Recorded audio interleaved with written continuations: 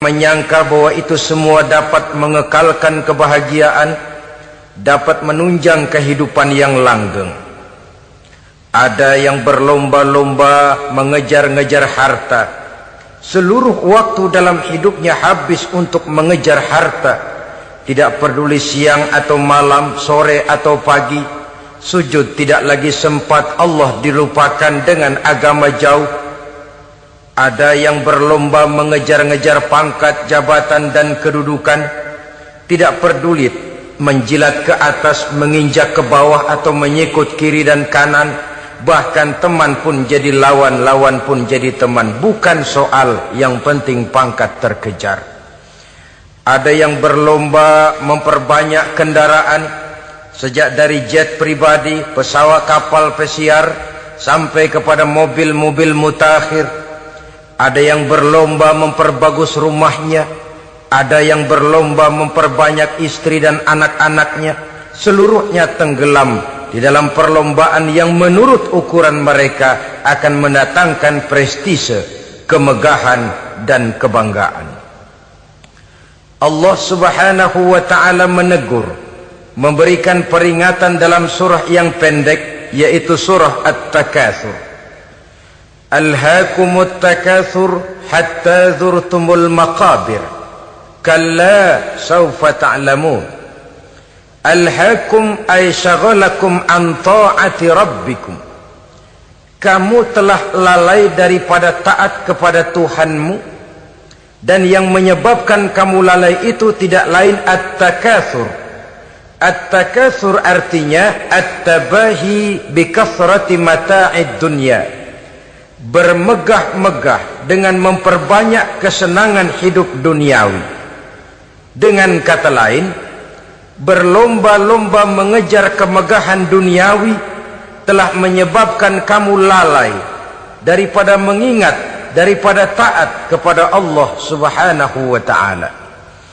Apabila orang cenderung materialistis, seluruh kegiatan hidup dikerahkan untuk berlomba memperbanyak materi.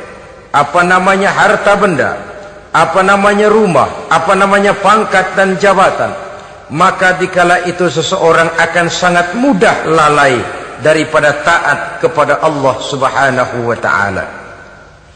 Hilanglah kesadaran bahwa sesungguhnya apapun yang kita miliki dalam kehidupan dunia ini tidak lain hanya barang titipan sementara. Kita cari, kita kejar, tapi setelah kita dapatkan, jangan dia dijadikan tujuan. Jadikanlah dia sebagai alat. Apabila harta benda duniawi sudah dijadikan sebagai tujuan daripada kehidupan, maka sesungguhnya kita sudah terseret dalam satu siklus, satu lingkaran setan yang tidak akan pernah berujung. Sebab manusia dalam berhadapan dengan materi duniawi tidak akan pernah mengenal kata cukup, tidak akan pernah mengenal kata puas, dan tidak akan pernah bertemu dengan titik. Selalu koma, selalu kurang, selalu. Saudara kaum muslimin rahimakumullah. Oleh sebab itu agama memberikan kesadaran, seluruh yang kita miliki, yang dititipi oleh Allah dalam kehidupan ini berupa materi keduniaan, hakikatnya adalah alat dan bukan sebagai tujuan. Apabila alat sudah kita jadikan tujuan, kita akan terjebak ke dalam satu perlombaan yang justru akan mencelakakan kita sendiri. Inilah yang saya maksud dengan sirkuit celaka. Perlombaan yang hanya membuat kita jerih, payah, keringat bercucuran, tenaga terkuras, tapi tidak akan pernah sampai ke garis finish. Karena memang tidak ada garis finishnya. Betapapun jauhnya satu perlombaan, dia mesti punya garis finish.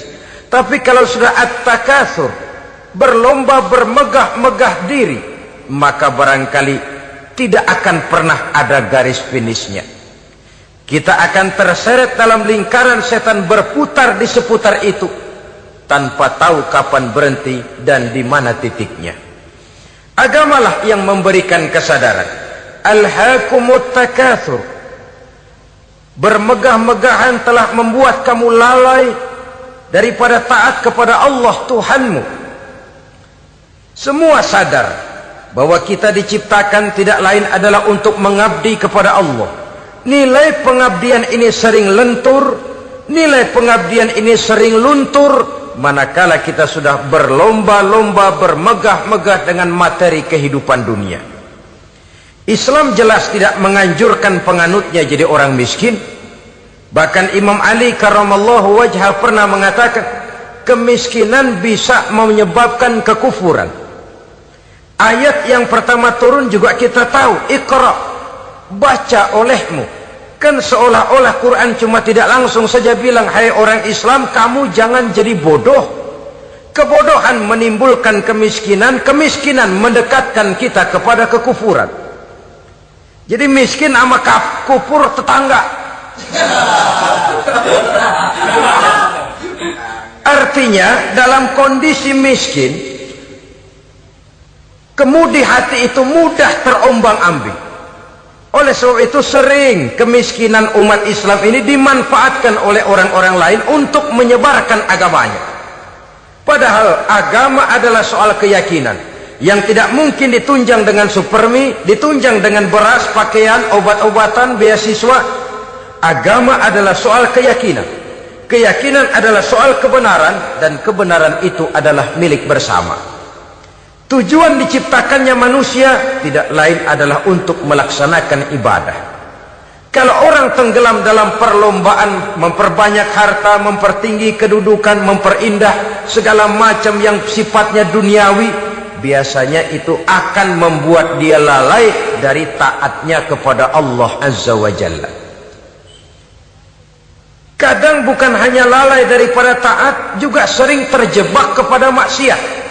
Karena kalau pola pandang dan tolok ukur sudah benda duniawi semata-mata, sangat tidak mustahil orang lalu terjebak ke dalam prinsip menghalalkan segala cara. Asal sudah tujuan tercapai, cara apapun halal. Akhirat nomor 18.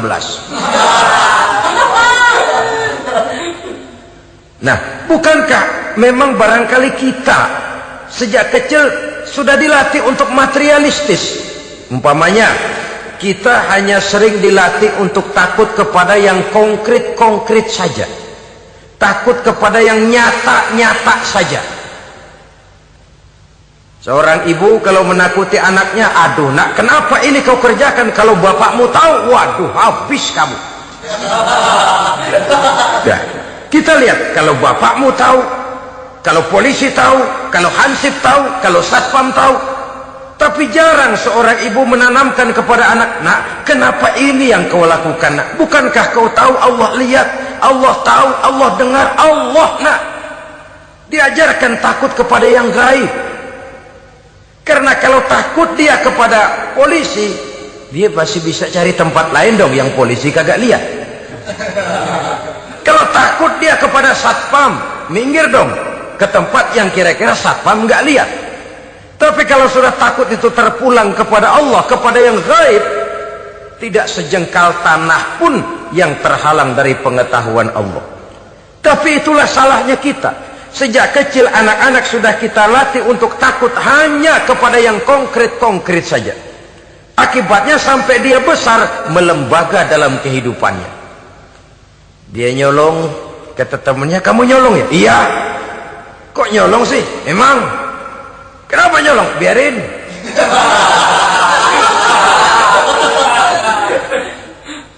Kamu kan tahu Allah lihat? Tahu. Kenapa nyolong juga? Biarin. Asal orang jangan lihat. Kalau Allah mah lihat, dia kagak ribut. Allah nggak ribut katanya. Nah, ini kan satu refleksi yang timbul daripada kenyataan. Jikalau orang hanya dijejali rasa takut kepada yang konkret-konkret saja, kepada yang zahir-zahir saja, yang akan tumbuh lalu mental kucing. Sopan, tenang, kalem, ayem, nggelenggem. Kalau ada orang, sedikit orang meleng, kucing kelihatan watak aslinya. Saudara-saudara kaum muslimin rahimakumullah. Oleh sebab itulah maka agama lewat surah yang kita bicarakan pada pertemuan ini memberikan peringatan. Kala, jangan begitu dong. Kamu boleh mencari dunia, silahkan cari harta yang banyak, cari pangkat yang tinggi, tapi jangan itu membuat kamu lalai daripada taat terhadap Allah Subhanahu wa ta'ala. Jangan karena keinginan mendapat harta yang sebanyak-banyaknya lalu melakukan segala macam cara asal tujuan tercapai. Itu sudah membuat kita lalai. Jangan karena ingin mengejar kedudukan yang tinggi lalu jilat atas injak bawah. Nggak mempan jilat, dukun dipakai.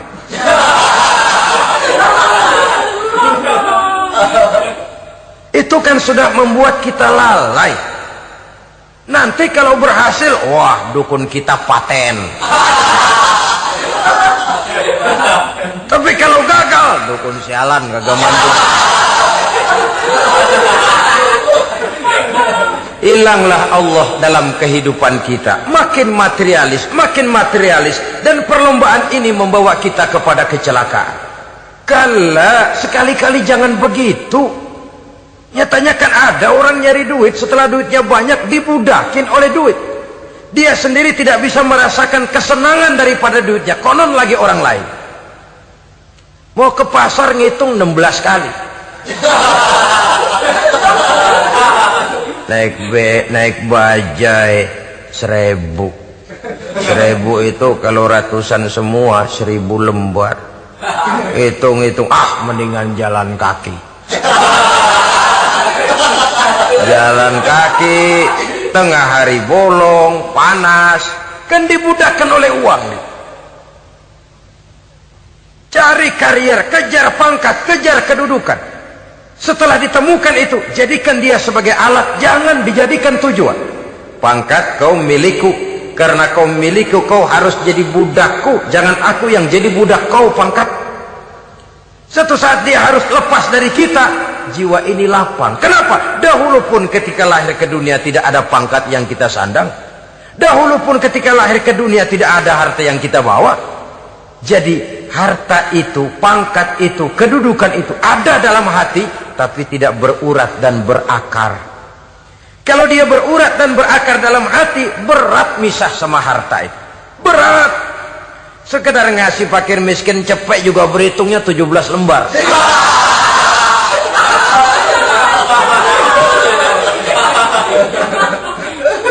Dengar di kantornya mau ada mutasi, pindah dia dari tempat basah ke tempat kering, baru berita burung udah meriang duluan. Ini nanti bagaimana, itu nanti bagaimana, ini nanti bagaimana. Kan tidak jarang orang yang kena apa istilah kerennya zaman sekarang itu post power syndrome. Post power syndrome ini pernah dianalisa oleh Nabi. Kata beliau, irhamu salasatan minan nas, sayangilah 3 macam manusia. Siapa mereka? Pertama, azizan zalla, orang terhormat yang jatuh hina. Ini yang sering terkena post power syndrome. Biasa kemana-mana dikawal, dihormati, datang ke tempat ini protokol siap, ini serba diatur semua, serba beres. Begitu jabatan selesai atau pensiun, habis orang gak indah-indah. Dia lihat orang diemin aja, orang diemin, orang tonton. Ini kalau nggak kuat mentalnya, itu kena post power syndrome. Akibatnya ya bisa jantungan, bisa leper, bisa darah tinggi. Ya penyakit-penyakit yang zaman dulu kita nggak kenal. Ini kan makin banyak dokter, makin maju ilmu kedokteran, makin aneh penyakit.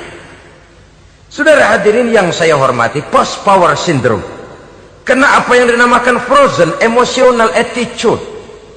Tidak kuat menghadapi kenyataan. Azizan zalla, orang terhormat yang jatuh hina, itu sangat perlu dikasihani. Yang kedua, ghaniyan qad iftaqar, orang kaya jatuh miskin. Ini juga sama. Biasa hidup apa ada, serba ada, lalu harus hidup apa adanya. Ini kalau kurang-kurang kuat benar-benar memble ini.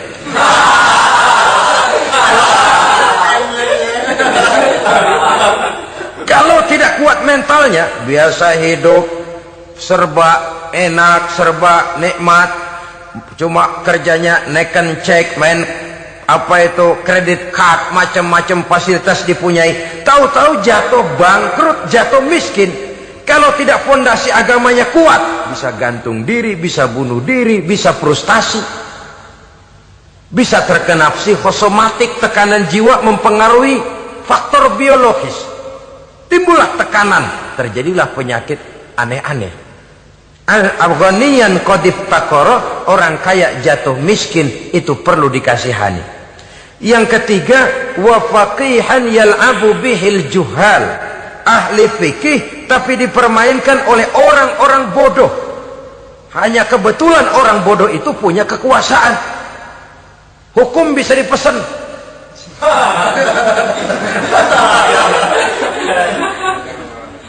Aturannya haram, Ustaz, ada haram dikit aja dah.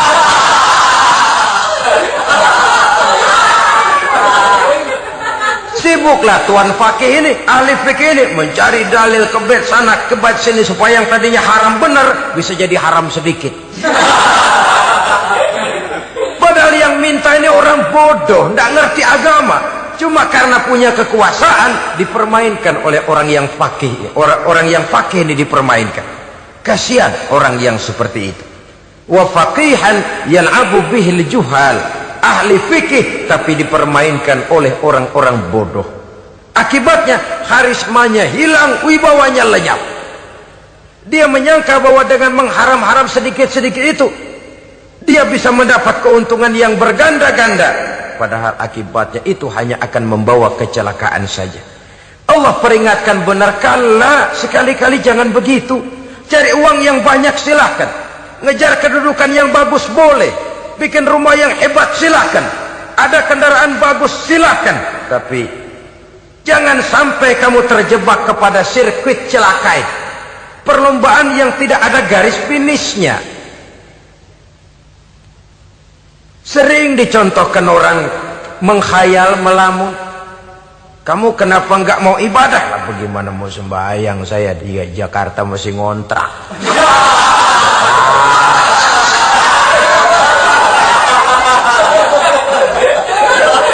Bingung, tiap akhir tahun kontrakan habis. Kalau punya rumah sendiri walaupun kecil-kecilan, tenanglah saya ibadah. Baiklah, oleh Allah diberikan rezeki, bisa bikin rumah walaupun kecil-kecilan. Sudah punya rumah sendiri, belum juga ibadah, apalagi mulur lagi. Habis bagaimana mau sembahyang, rumah kecil banget. Pinggir kali, asal hujan bocor ya.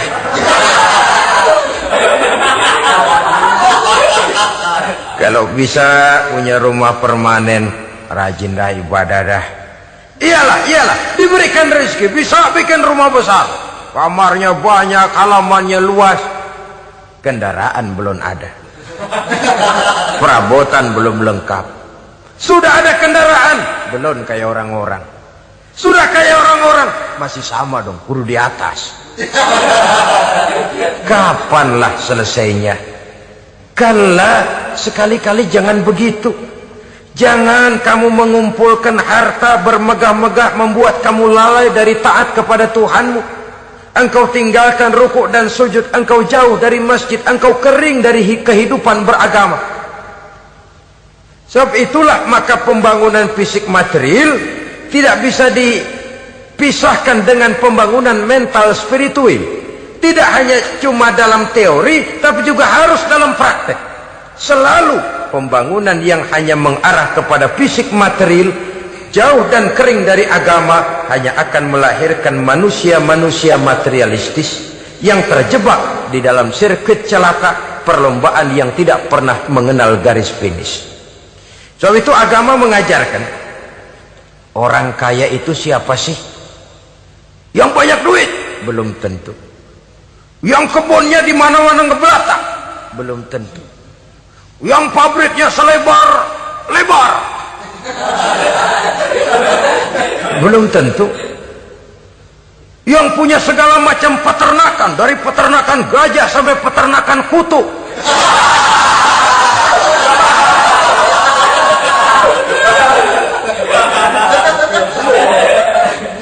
Belum tentu. Agama memberikan tuntunan yang sangat luhur, orang kaya itu adalah orang yang hidupnya cukup. Orang miskin itu orang yang selalu merasa kurang. Bagaimanapun banyak duit saudara miliki, kalau masih merasa kurang, masih miskin saudara. Saya punya uang 1.000 rupiah, Anda punya uang 1 juta rupiah. Mungkin saya lebih kaya dengan uang yang 1.000 ketimbang Anda 1 juta. Kenapa? Dalam tangan saya uang 1.000 besar, artinya sesuai dengan kebutuhan saya. Tapi di tangan Anda uang 1 juta, kebutuhan Anda lebih besar daripada itu lagi. Maka agama mengajarkan sifat qanaah, merasa cukup, dan itulah sumber kekayaan yang hakiki. Orang kaya adalah orang yang hidupnya cukup. Kalla saufa ta'lamun, jangan begitu, nanti kamu akan tahu. Summa kalla saufa ta'lamun, jangan sekali-kali begitu, suatu saat kamu pasti akan tahu. Kalla law ta'lamuna ilmal yaqin thumma latarawunnaha 'ainal yaqin thumma latus'alunna yawma idzin 'anil na'im. Nah, kapan perlombaan ini akan menyadarkan orang? Biasanya hatta zurtumul maqabir, sampai kamu dekat ke liang kubur. Itu biasanya kalau istilah orang sekarang baru ngeh. Asal sudah napas sampai tenggorokan disambung dengan selang, sudah Senin Kemis dibantu dengan alat picu jantung, gerak gerak gerak gerak, sudah kayak orang mau gergaji kayu. Dikala itu barulah sadar orang biasanya. Dan kesadaran semacam itu kesadaran yang terlambat, kesadaran ala Fir'aun. Fir'aun selagi hidup diajak beriman dan nehi aja.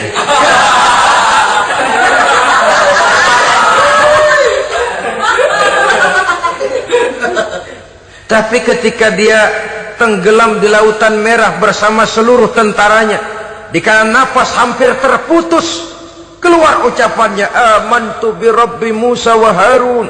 Aduh, kalau begini mah saya juga percaya kepada Tuhannya Musa dan Harun. Saya beriman kepada Allah. Lagi timbul tenggelam mau sekarat baru beriman.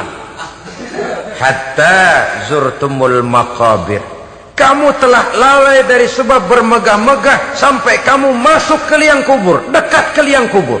Kalimat zurtum di sini menjelaskan bahwa kubur itu tidak selamanya. Zurtum itu dari kalimat zaro ya zuru, berziarah. Orang berziarah kan sebentar. Ke kubur itu sama dengan berziarah kita di situ. Sebentar, tidak akan selamanya, tidak akan kekal dalam kubur. Bahwa kubur itu cuma satu halte dari sekian halte yang harus kita jalani. Hatta zurtumul maqabir ay mutum wa dufintum fil kubur, sampai kamu mati dikubumikan dalam kubur, barulah kamu sadar bahwa perlombaan itu hanya sia-sia. Bahwa perlombaan itu tidak akan pernah mengenal garis finish. Bahwa perlombaan itu akan membuat kamu celaka. Begitulah umumnya kebanyakan orang yang terjebak ke dalam paham materialis, baru menyadari kesalahan langkahnya pada saat napas sudah sampai di tenggorokan. Ternyata uangnya yang miliaran rupiah tidak sanggup menyambung nafasnya. Ternyata kendaraan yang serba mewah berkilat tidak sanggup meneruskan kehidupannya. Ternyata pangkat jabatannya yang tinggi yang membuat dia menyebabkan temannya jadi lawan-lawannya jadi teman, tidak akan sanggup menghentikan sang malaikat maut. Kalau keadaan sudah begitu, baru sadarlah kita terlambat. Karena saat seperti itu akan dihadapi oleh setiap orang. Kala, jangan begitu. Sadarlah kamu bahwa kalau sudah dekat ke liang kubur kamu baru insaf, itu terlambat. Sebelum nafas sampai di tenggorokan, pintu tobat masih selalu terbuka. Tapi manakala nafas sudah sampai di tenggorokan, tertutuplah pintu tobat untuk orang yang bersangkutan. Oleh sebab itu, perlombaan dengan bermegah-megah terhadap materi duniawi, tolok ukur dan pandangan hidup yang terbatas kepada wujud benda semata-mata, memang sering menyebabkan orang lalai, sering menyebabkan orang lupa diri, tidak sadar tentang hakikat yang terpenting dari kehidupan ini, yaitu tentang dari mana dia datang, di mana dia sekarang, dan kemana dia akan pulang. Sungguh, ilmu pengetahuan tidak akan pernah mampu menjawab persoalan ini. Sungguh, filsafat juga tidak berdaya menghadapi pertanyaan seperti ini. Hanya agama yang mampu memberikan kepastian batin tentang hakikat dari mana kita datang, di mana kita sekarang, dan kemana kita akan pulang. Makin kita renungi pertanyaan ini, makin kita menemukan diri sendiri, dan makin kita menemukan mengenal diri sendiri, kita akan semakin mengenal Allah Subhanahu wa ta'ala. Semakin kita mengenal Allah, maka akan semakin terpanggil kita untuk dekat dengannya, mentaati segala perintahnya, dan berupaya menjauhi segala yang dilarangnya. Dengan demikian selamatlah kita dari satu perlombaan yang hanya akan menyeret kita kepada menghalalkan segala cara, jauh dari agama, jauh dari Allah, bahkan jauh dari sesama manusia. Karena umumnya perlombaan seperti ini akan cenderung melahirkan manusia yang egois. Muslimin rahimakumullah. Lebih jauh, mari kita mengikuti peringatan Allah dalam surah Al-Munafiqun ayat 9. Di sini Allah Subhanahu wa ta'ala mengingatkan, A'udzu billahi minasy syaithanir rajim. Ya ayyuhalladzina amanu la tulhikum amwalukum wala auladukum an dzikrillah wa may yaf'al dzalika fa ulaika humul khasirun. Hai orang-orang yang beriman, jangan sampai hartamu dan anak-anakmu melalaikan kamu daripada mengingat Allah. Wa may yaf'al dzalik, barang siapa yang melakukan hal seperti itu, fa ulaika humul khasirun, maka merekalah sesungguhnya orang-orang yang merugi.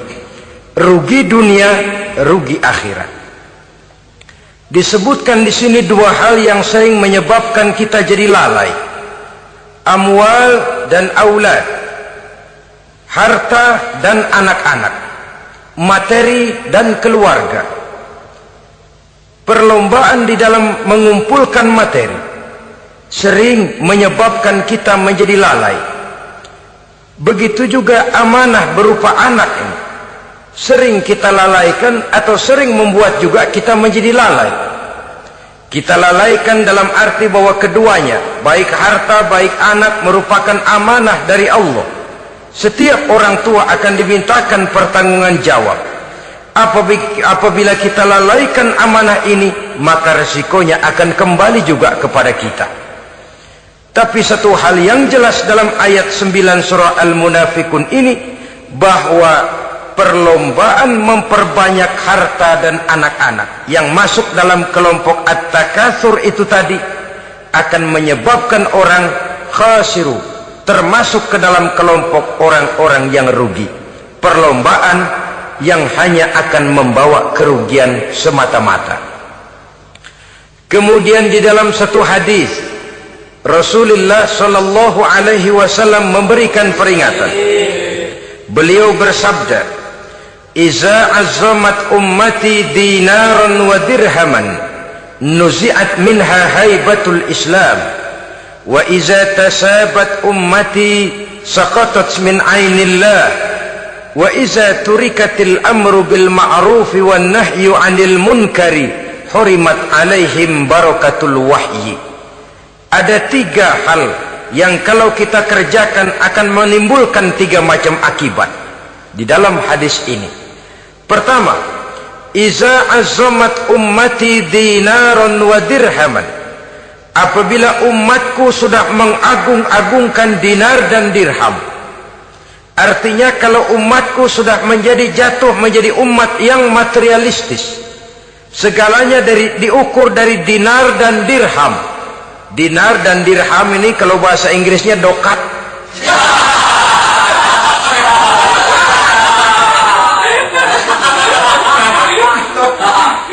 Segalanya diukur dari segi dinar dan dirham saja. Nuzi'at minha haibatul Islam, akan dicabutlah kehebatan Islam dari mereka. Memang ada kalanya kita berkata bahwa tanpa uang kita tidak bisa berbuat apa-apa. Tapi kalau itu dijadikan landasan dari segala sesuatu, itu yang dijadikan ukuran, itu yang dijadikan tujuan, kita hakikatnya sudah gagal sebelum melangkah.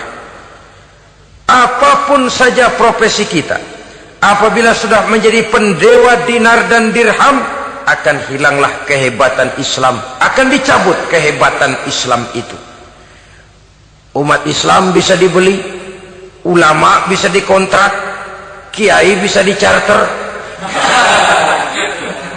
Saudara hadirin ma'asyiral muslimin rahimakumullah, apabila umatku sudah membesar-besarkan dinar dan dirham, bermegah-megah dengan itu, berlomba-lomba memperbanyak itu yang menjadi tujuan dan tolok ukur dari segala kegiatan, nuzi'at minha haibatul Islam, akan dicabutlah kehebatan Islam.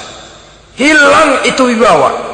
Walaupun dia bernama umat mayoritas dalam jumlah, tetapi dia minoritas dalam peranan. Mayoritas dalam bilangan, tapi minoritas dalam percaturan kegiatan hidup ini. Kita ingat di zaman pengembangan Islam di masa Rasulullah sallallahu alaihi wasallam, mereka berlomba-lomba mengorbankan dinar dan dirhamnya untuk kepentingan agama, bukan mengorbankan kepentingan agama untuk mencari dinar dan dirham. Kita di zaman sekarang sering terjadi penjungkiran nilai, terbalik yang kita amalkan. Nabi Ibrahim mengorbankan putranya Ismail untuk kepentingan agama. Kita sering sekarang ini mengorbankan kepentingan agama untuk anak-anak kita. Dulu anaknya yang dikorbankan buat agama, sekarang agamanya dikorbankan buat anak. Dulu dinar dan dirham dibelanjakan untuk menopang agama, sekarang agama dijadikan alat untuk mencari dinar dan dirham. Saudara-saudara kaum muslimin rahimakumullah, memang apabila dinar dan dirham digunakan untuk penyangga perjuangan, itulah idealnya. Saya katakan tadi, dinar, dirham, uang, dunia cuma sekedar alat, bukan sekedar tujuan. Kita memerlukan alat ini. Membangun pesantren tidak cukup dengan semangat. Membangun rumah sakit Islam tidak cukup dengan pidato. Membangun masjid tidak cukup dengan semangat menggebu-gebu. Kita perlu semen, kita perlu pasir, kita perlu batu kali, kita perlu besi, dan itu semua beli. Tidak turun dari langit seperti turunnya embun di waktu pagi. Tidak mungkin rumah sakit Islam muncul ke permukaan hanya dengan sim salabim abra-gedabra.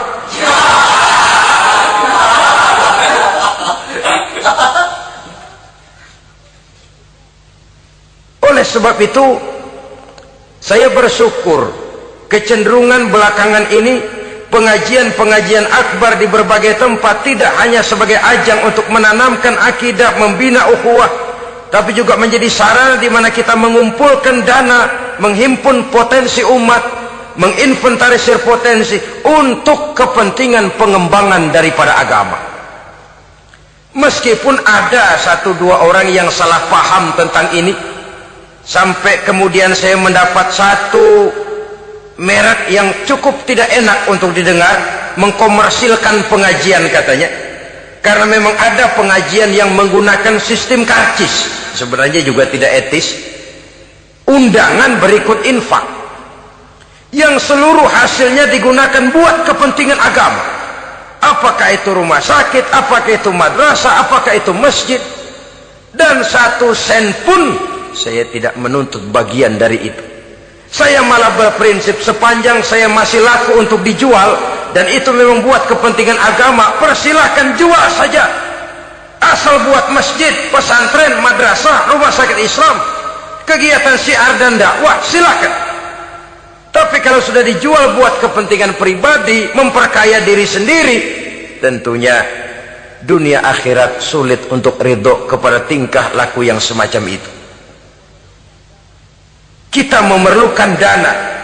Umat di daerah membangun memerlukan dana. Dan dana itu tidak hanya datang begitu saja.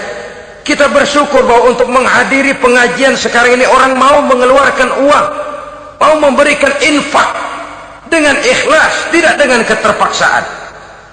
Kenapa tidak?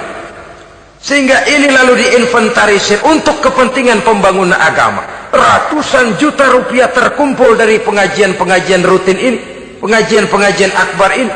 Puluhan masjid terbantu, rumah sakit Islam terbantu, musola selesai. Ya walaupun tidak lalu semuanya beres, tapi gemaknya itu sudah cukup menyentuh untuk menyadarkan orang bahwa harta baru kekal kalau dia sudah dibelanjakan di jalan Allah. Nah, yang celaka kalau dinar dan dirham itu yang dijadikan tujuan. Mengadakan pengajian semata-mata untuk cari uang, uangnya buat kantongnya dewe. Itu yang membuat dicabutnya kehebatan Islam itu. Segalanya diukur dari sudut itu. Sehingga ketika seseorang datang bertanya tentang hal-hal yang berkaitan dengan ini, maka hal semacam ini sesungguhnya satu nikmat yang perlu kita syukuri sepanjang menginventarisir potensi umat benar-benar digunakan buat kepentingan daripada agama kita. Jadi peringatan tegas dari Nabi ini, iza azamat ummati dinaron wa dirhaman nuzi'at minha haibatul Islam. Apabila umatku sudah mengagung-agungkan dinar dan dirham, maka akan dicabutlah kehebatan Islam dari tengah-tengah mereka. Remeh saja orang memandang kita, enteng saja orang memandang kita. Satu. Yang kedua, patuhlah mereka dalam pandangan Allah. Kalau sesama umat ini sudah saling menjelekkan, apakah yang menjelekkan itu lebih bagus dari yang dijelekkan di hadapan Allah? Dua-duanya sama rendahnya. Pribadi saya mungkin puas kalau saya bisa menghantam saudara di depan umum, menjelek-jelekkan nama saudara. Tapi lebih baikkah saya dalam pandangan Allah? Sama rendahnya dengan orang yang saya jelekkan. Itu pun kalau yang dijelekan benar-benar jelek. Kalau cuma sekedar fitnah, wah lebih celaka lagi nasib si orang itu tadi. Ini artinya menyadarkan kita bahwa umat ini sudah diikat dengan akidah. Beraneka ragam kita, tapi harus ada kebersamaan. Berbeda kita, tapi harus satu. Sebagai satu ummatan wahidah, satu umat yang satu. Oleh sebab itu, persamaannya lah yang harus kita angkat ke permukaan, bukan perbedaannya yang kita perbesar. Sudah datang waktunya umat Islam bangun dari tidurnya, jangan lagi dibuai oleh irama mayoritas. Sudah lewat masanya kita bertengkar karena persoalan-persoalan kecil yang tidak prinsip. Sudah datang waktunya umat Islam bersatu, menyusun saf yang lebih lurus oleh karena ia dihadapkan kepada tantangan-tantangan yang tidak semakin ringan. Kalau kita bertengkar dengan kita, kalau kita saling mencaci sesama kita, bukankah Yahudi tepuk tangan? Bukankah Nasrani menari-nari? Bukankah pihak ketiga akan menangguk di air keruh? Dan kerugian akan terpulang kepada kita semua. Tapi inilah realita, bahwa yang kita hadapi ini sesungguhnya musuh kita di luar kita, bukan di dalam kita. Apakah itu kemiskinan, kebodohan, maksiat, munkarat, ketidakadilan, kezaliman, kesewenang-wenangan, dan lain sebagainya. Yang musuh jadikan musuh, yang teman mari kita rangkul. Jangan terbalik, teman dimusuhi, musuh malah dirangkul. Maka berpesta poralah musuh-musuh Islam ini. Saudara-saudara kaum muslimin rahimakumullah, Nabi memperingatkan dengan tegas, wa iza tasabat ummati saqatat min ainillah. Jikalau umatku sudah saling mencaci maki, sudah saling berbantah-bantahan, jatuhlah mereka dalam pandangan Allah. Satu ayat menjelaskan jangan sebagian kamu meremehkan, yaskhar, mengecilkan, menganggap enteng orang lain. Boleh jadi yang dihina, diremehkan, dianggap enteng itu nilainya lebih bagus daripada yang menganggap enteng. Hakikat segala sesuatu itu cuma kembali kepada Allah. Di sanalah penilaian finalnya. Manusia hanya melihat yang zahir. Makin banyak harapan hidup ini kita gantungkan kepada manusia, makin banyak kita harus bersiap untuk kecewa. Saudara-saudara kaum muslimin rahimakumullah. Kemudian yang ketiga peringatan dari baginda Nabi, wa iza turikatil amru bil ma'rufi wan nahyu 'anil munkari hurimat 'alaihim barakatul wahyi. Apabila amar ma'ruf dan nahi munkar telah ditinggalkan, maka akan hilanglah keberkahan wahyu, akan hilanglah keberkahan Quran, akan sirnalah keberkahan agama. Amar ma'ruf dan nahi munkar ditinggalkan, artinya di tengah masyarakat sudah tidak ada lagi yang menyerukan ini baik, ini tidak baik, ini halal, itu haram. Mari kita sholat, mari makmurkan taklim, santuni yatim piatu, makmurkan masjid. Seruan ke arah itu tidak lagi terdengar. Sementara tinggalkan judi, tinggalkan minuman keras, jauhi zina, seruan semacam itu pun tidak lagi terdengar. Maka hilanglah keberkahan wahyu itu. Karena amar ma'ruf dan nahi munkar merupakan bagian daripada ajaran agama kita. Menjadi sponsor dari segala macam kebajikan dan menjadi penghalang daripada segala macam kemunkaran sesuai dengan batas kemampuan yang kita miliki masing-masing. Nah, saya kembali kepada persoalan pokok di awal pembicaraan tadi. Bagaimana jalan keluarnya? Jalan keluarnya tidak lain adalah upaya. Bagaimana kegiatan yang sifatnya fisik material ini diimbangi dengan kegiatan yang bersifat mental spiritual. Upaya menghidupkan majelis-majelis ta'lim, upaya memakmurkan masjid-masjid sebagai laboratorium rohani untuk mewujudkan keseimbangan dalam pola pikir yang akan berlanjut dalam gerak hidup yang kemudian akan tertuang dalam segala perbuatan manusia. Apabila sudah terwujud kepincangan dalam pola pikir, akan pincanglah caranya bertindak dan berbuat, akan pincanglah pandangan hidupnya, akan pincanglah orientasinya di dalam kehidupan ini. Oleh karena itu, Islam dalam berbagai aspek kehidupan mengajarkan sistem keseimbangan. Mencari harta boleh, tapi tidak boleh keluar dalam kerangka fastabiqul khairat. Berlomba-lomba silakan, tapi untuk kebaikan. Bukan untuk bermegah-megah, bukan untuk menumbuhkan gengsi, bukan untuk meninggikan prestise dan harga diri, tapi fastabiqul khairat, berlomba-lomba di dalam mengejar kebajikan, di dalam menyebarkan kebaikan. Bukan sekedar berlomba-lomba, tapi tolong menolong, bantu membantu. Ta'awanu 'alal birri wat taqwa wa la ta'awanu 'alal ismi wal udwan. Bertolong-tolonganlah kamu di dalam kebaikan dan takwa, jangan bertolong-tolongan di dalam perbuatan dosa dan permusuhan. Kerjasama di dalam kebaikan, kerjasama di dalam ketakwaan. Ada satu contoh yang menarik bahwa umat Islam di dalam ia menjalin kebersamaan itu harus seperti orang main sepak bola. Saudara lihat, orang main sepak bola, kalau pertandingan belum dimulai, silakan kumpul di luar lapangan, atur strategi yang baik. Tapi kalau pertandingan sudah dimulai, turun ke lapangan hijau, jangan kumpul terus. Masa ada sepak bola gotong royong, groyok ke sana, groyok ke sini, ya kalah terus. Harus ada yang jadi penyerang tengah, kan begitu toh sepak bola. Harus ada yang jadi kiri luar, kanan dalam, striker, back, penjaga gawang.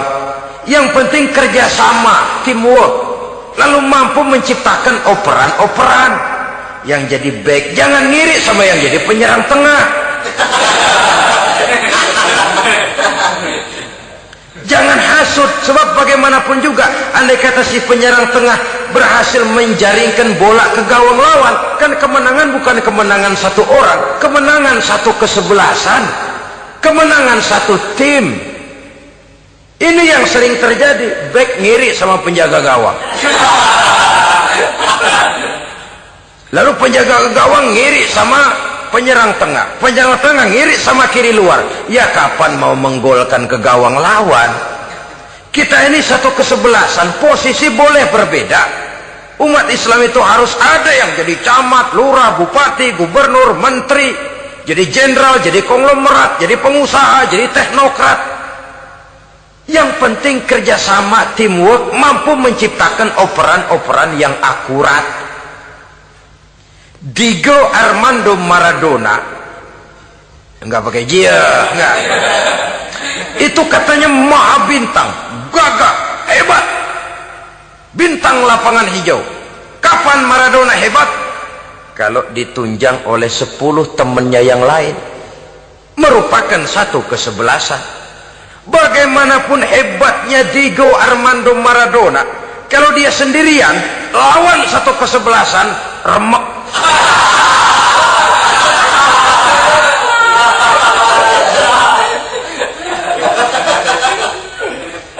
Dia hebat, dia jenius, dia maha bintang karena dapat operan dari teman-temannya. Bukan jegalan, operan. Jadi oleh sebab itu bagaimana kita menciptakan operan-operan akurat yang akan melahirkan kebersamaan di tengah-tengah umat. Artinya satu contoh saja. Misalnya seorang pengusaha besar, oleh karena kesibukannya di dunia bisnis, tidak perlu jadi ketua pembangunan musola. Tapi kalau ada musola belum selesai, operan. Operannya itu yang penting. Apa yang dioper itu? Semen, apa batu kali, apa besi? Yang penting operan. Operannya akurat. Kadang-kadang ada terjadi juga frustasi ngelihat lawan kesebelasannya terlalu kuat, ngoper ke gawang sendiri. Jebol. Kan sering terjadi begitu. Muslim didukung oleh umat Islam, ketika punya posisi menguntungkan malah mempersulit Islam. Ini kan ngoper ke gawang sendiri, bunuh diri namanya. Boro-boro jebolin gawang lawan, asal jangan bunuh diri juga lumayan. Jadi kalau saja kita mampu menciptakan kebersamaan seperti ini, baju boleh berbeda. Seorang muslim boleh dibungkus baju ABRI, boleh dibungkus baju dokter, boleh dibungkus baju teknokrat, boleh dibungkus baju konglomerat, sekedar baju. Tapi kalau terbukalah baju itu, kelihatan dadanya, terbersit nilai imannya, meresap sampai ke tulang sumsumnya. Dan pada saat Islam dikuti-kuti, akan timbul kecintaannya, akan timbul, saya muslim dan saya bangga dengan Islam saya. Saya muslim dan saya mau berbuat untuk Islam saya.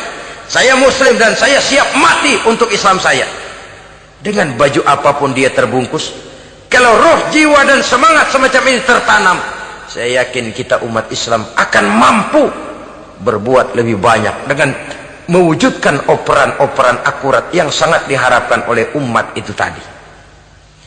Oleh sebab itu, saudara-saudara kaum muslimin rahimakumullah, baju boleh berbeda, bendera boleh beraneka warna, tapi jikalau bernama muslim, persamaannya yang dicari, jangan perbedaannya yang diperbesar. Nilai persaudaraan yang diikat dengan akidah semacam inilah yang banyak dicari orang, yang banyak menyebabkan orang masuk Islam. Di mana masjid kelihatan benar sebagai simbol kehidupan demokrasi dalam menciptakan ukhuwah, wawasan ukhuwah ini. Masjid simbol demokrasi. Siapapun masuk masjid buka sepatu, demokrasi. Siapapun orangnya, tidak peduli merek apapun sepatunya. Apa itu keluaran Cibaduyut Bandung? Apa itu modelnya Belli, Beltoni, Itali? Tidak soal, masuk masjid buka. Jumatan, kopral datang lebih dulu depan, pral. Jenderal datang belakang saja, pral. Tidak ada fasilitas khusus dalam masjid, karena di rumah Allah semua manusia sama. Si jenderal jangan lagi merasa jenderalnya, Si pengusaha jangan lagi menonjolkan kebosannya. Masjid adalah simbol demokrasi daripada kehidupan umat. Sebab itu jangan terjebak kepada sektoral di dalam kita berbicara tentang ukhuwah ini. Kita boleh terbungkus dengan baju apapun, tapi kalau di balik baju itu tidak lain jiwa Islam yang mau berkorban, mau mengeluarkan harta, bahkan siap mati untuk Islamnya, maka kebersamaan itu akan mudah kita wujudkan. Tapi sepanjang kita berpecah belah, sepanjang kita centang perenang, maka tidak akan banyak yang bisa kita lakukan. Satu-satunya perlombaan yang bukan hanya dibolehkan tapi bahkan sangat dianjurkan oleh agama, yaitu fastabiqul khairat, berlomba-lombalah di dalam kebaikan, berlomba-lomba di dalam memakmurkan masjid, berlomba-lomba di dalam menghidupkan majelis-majelis taklim, berlomba di dalam menegakkan yang ma'ruf dan menghancurkan yang munkar, berlomba di dalam menyantuni yatim piatu. Tapi prakteknya kan kadang-kadang terbalik. Kalau sudah kumpul yang diakur-akurin, udah nambah kebun belum? Pabrik udah diperluas belum? Bisnis sudah sejauh mana? Belum pernah ada ketemu lalu kongko masjidnya udah digedein ya. Jarang yang ngomong begitu. Madrasahnya sudah bagaimana, sejauh mana? Mesti yang enak itu ya nyocok-nyocokin, bagaimana rumahmu sudah, bagaimana kendaraanmu, bagaimana pesawatmu, bagaimana bukankah itu juga takasur? Dari obrolan kan nanti yang belum kan timbul panasnya. Gile dia udah beli gituan, gue belum. Timbul panasnya, lalu berusaha, berlomba lagi, bersaing lagi, berlomba lagi, bersaing lagi. Walaupun persaingan perlu, karena tanpa persaingan orang jarang mikir. Hidup itu kalau nggak ada tantangan kan tidur kita. Orang hidup smooth gitu ya, jalan tenang, setenang ya nggak maju orang itu. Orang itu baru bisa mengalami kemajuan kalau dia sudah dihadapkan kepada tantangan, gemblengan, gojlogan, fitnahan, hinaan, caci maki. Persaingan itu perlu supaya orang mikir. Kalau mikir dia berbuat, kalau dia berbuat dia bisa maju. Tapi persaingan yang sehat, bukan persaingan yang lalu menimbulkan fitnah, menghancurkan nama baik orang lain, yang dilatar belakangi oleh sifat hasud, dendam, iri hati, lalu menghalalkan segala cara. Tidak, bukan itu. Persaingan yang sehat ini akan menjadi alat picu agar orang lalu berlomba di dalam kebaikan. Satu-satunya perlombaan yang bukan hanya boleh tapi bahkan sangat dianjurkan oleh agama, berfastabiqul khairat, berlomba-lomba di dalam berbuat kebaikan. Berlomba-lomba membangun masjid bukan berarti di sebelah masjid bangun masjid lagi, bukan.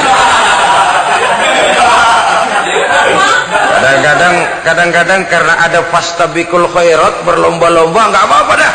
Di sebelah masjid bikin lagi masjid. Akhirnya azan perlombaan main kenceng-kencengan. Bukan itu yang diinginkan tentu, bukan itu. Bagaimana memakmurkan masjid, bagaimana memfungsikan masjid, bagaimana membina umat dan lain sebagainya. Jadi pembicaraan ke arah itu akan menimbulkan rangsangan untuk berlomba di dalam kebaikan. Kalau dia kok bisa menata masjidnya sampai makmur, jamaah senang datang ke sana, anak-anak muda betah di masjid, kenapa saya tidak? Apa konsepnya? Nah, ini kan berlomba, tapi berlomba dalam kebaikan. Kalau dia bisa menghimpun anak-anak muda lalu diarahkan kepada jalan yang positif, kenapa saya tidak bisa? Dia punya potensi yang saya juga punya. Berlomba di dalam kebaikan. Perlombaan semacam ini akan memberikan ketentraman karena jalan yang ditempuh jalan ibadah. Tapi kalau perlombaan materi, at-takasur tadi, yang timbul bukan ketentraman, panas. Karena panas, udah dekat, panas kan tetangganya hasud, dengki, iri hati, sakit, demam, orang lain maju, meriang. Lah kalau sudah begitu, hasud yang jadi bisikan hati, ya sudah, segala macam cara dilakukan untuk menjatuhkan orang lain. Dan itu sudah bukan lagi persaingan yang sehat. Saudara-saudara kaum muslimin rahimakumullah. Oleh sebab itu kita tutup pertemuan singkat kali ini dengan satu kesimpulan, bahwa harta adalah sekedar alat, bukan tujuan di dalam kehidupan. Tanpa harta barangkali orang sulit untuk bahagia, tapi harta semata-mata tidak merupakan jaminan bahwa orang lalu akan bahagia. Termasuk di dalam kata harta ini pangkat, jabatan, kedudukan, anak, istri, keluarga, rumah, tanah, pabrik, kebun, peternakan, dan lain sebagainya. Perlombaan yang dianjurkan di dalam agama adalah perlombaan untuk berbuat kebaikan. Maka masalahnya sekarang, bagaimana kita memanfaatkan harta ini untuk sebanyak-banyak kebaikan yang bisa kita lakukan. Semoga kita mampu melakukannya dan kita tidak termasuk dalam orang-orang yang celaka yang lantaran bermegah-megah dengan kesenangan dunia saja.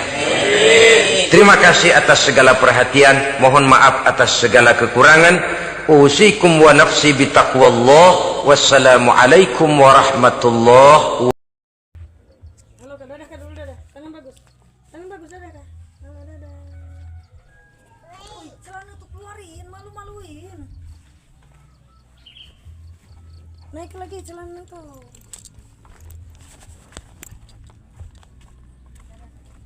Aduh, sakitnya.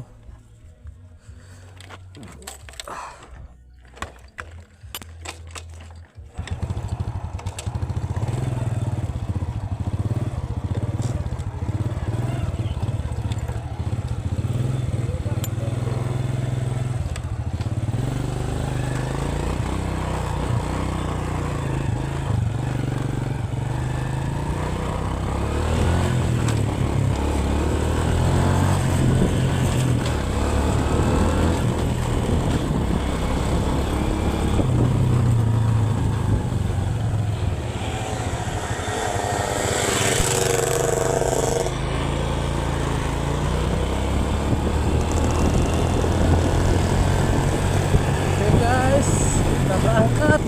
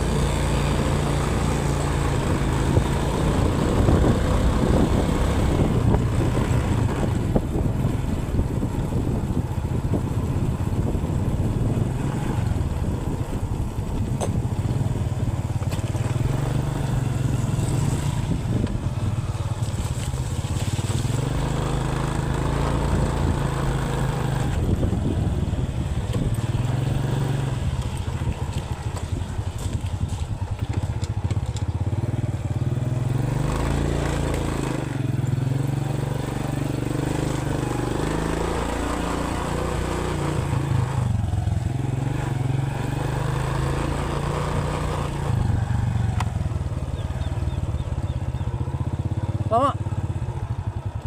Kapainya bawa lah. Hah? No, lekat kah siap kalau tadi. Siap kalau mau pecah makan.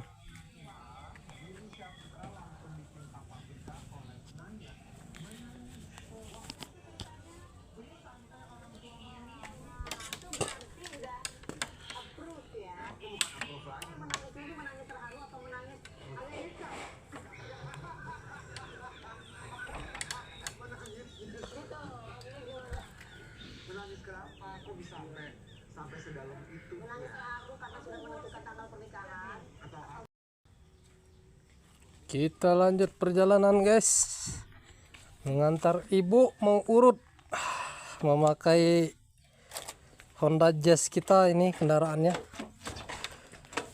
kendaraan gunung karena lokasinya licin.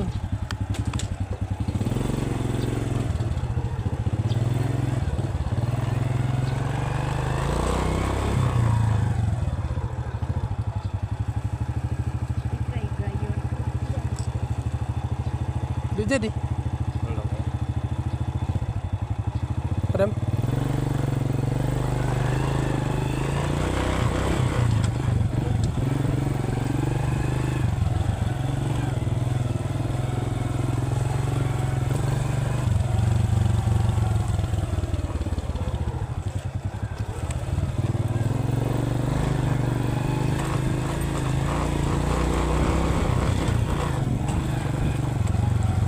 Gal pinggang dek tau miseng.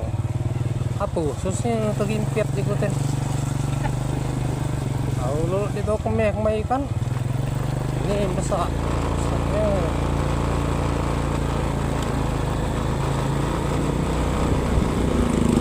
Hah? Tahu di kilo. Ini. Jadi tai dek kalau keluar itu ngajong sakit pinggang, ngulak kemih semua. Kasih arah lah di rumah, nggak tak bayar pula gitu. Ngomong merapi. Oh yang beli rumah mati tuh.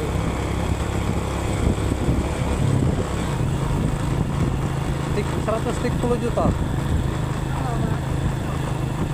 Hah? Numpang.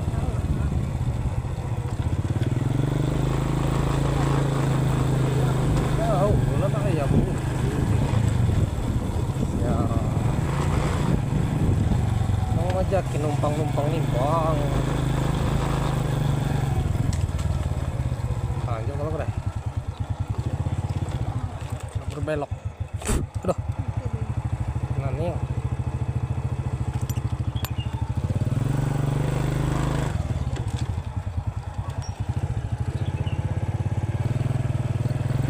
mana jemunya? Kalau mandi, peklah saja ke pucuk meja mandi.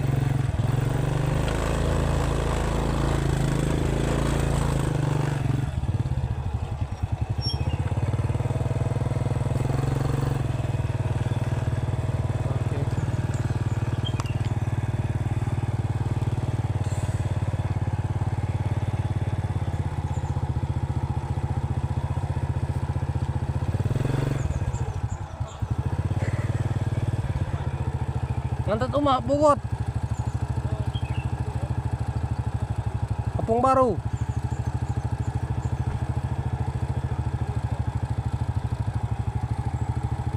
Try kah?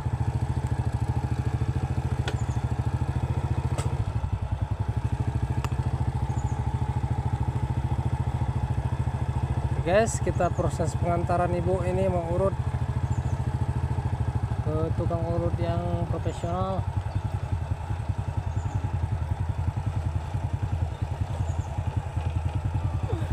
Udah.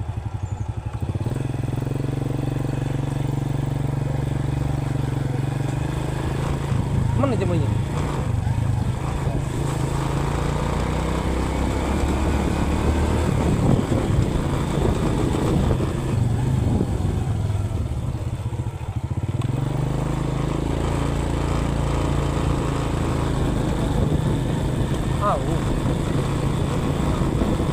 Lo ngomong secara cuman memang para play tadi buset numpang gerindo belum nunggu mang ay kodem secara katanya ke secara ngomong secara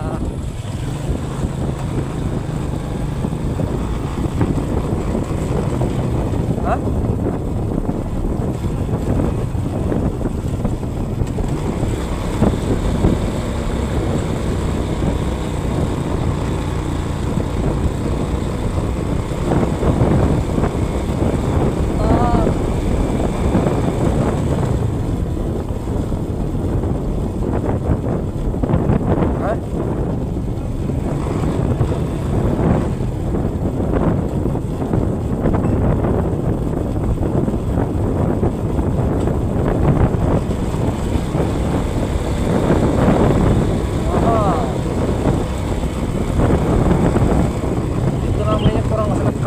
jalannya ke sana orang pakai namun kamu itu kena tipu lain kali ke masjid ya katanya sedekahnya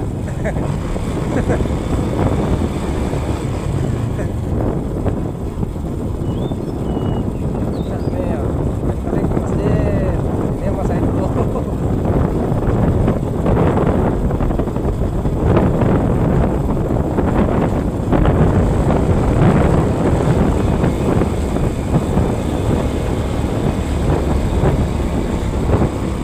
mati jiku pinta nggak Tuhan jangan dek Tommy yang dek tau kami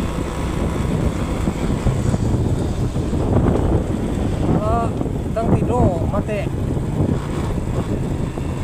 Are. Kalau kawan mana tuh kamu di Sunan Luas kamu waktu itu? Itu mesin wah, lebih selang mesin atau kok sepadan lebih mesin masalah.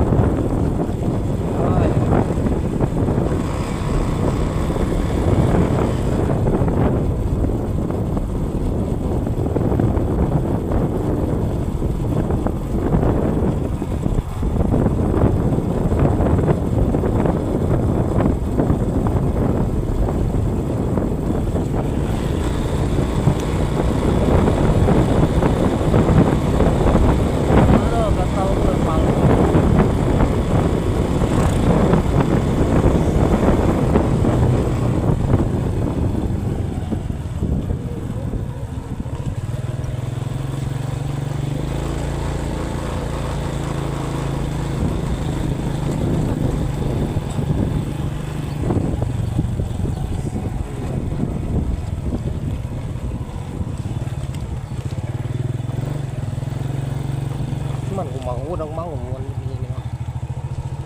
Langsung sih bos.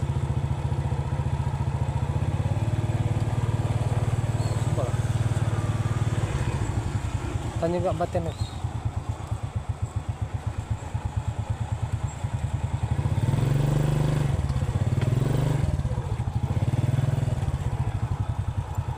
Ada bibi tukang urut. Anu itu suaminya ngangkut di tanah tadi. Ada. Subuk ku dah ya, Mak? Mungkin ada, motornya ada ini.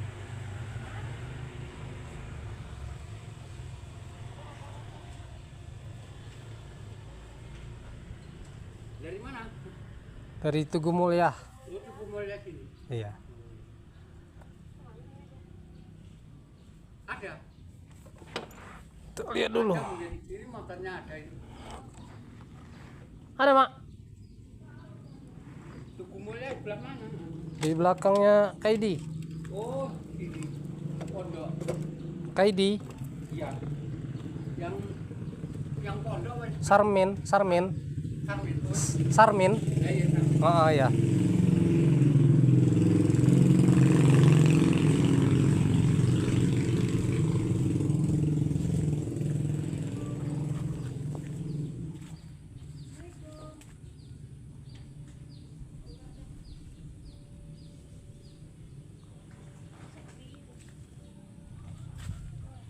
Yang bangun deh nih.